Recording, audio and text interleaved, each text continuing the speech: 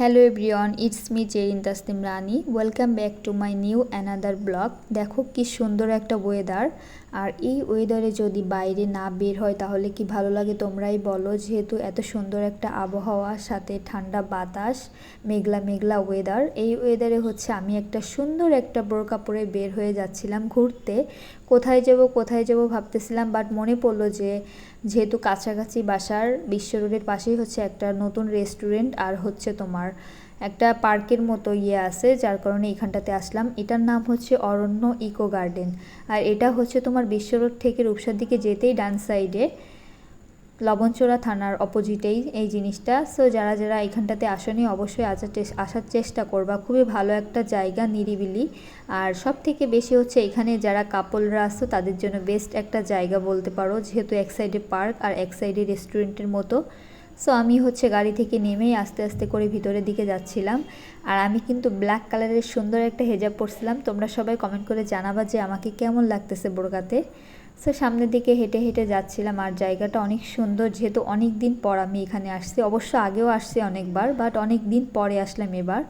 So আমি হচ্ছে আমার জন্য কিছু ব্লগ ভিডিও তৈরি করতেছিলাম, আর দেখছো আমি কিন্তু আমার বোরকার সাথে ব্যাগটাও ম্যাচিং করে নিয়ে নিছি। কেমন হয়েছে অবশ্যই কমেন্ট করে কিন্তু তোমরা জানাবা। এই যে দেখো চারিপাশে হচ্ছে গাছপালা, আর মাঝখানে ছিল একটা লেক ভিউ।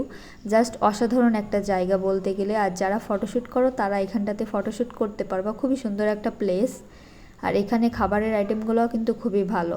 তারপর কিছুক্ষণ বসে থেকে হচ্ছে আমরা কফি অর্ডার করলাম, দেন আমাদের কফি চলে আসলো।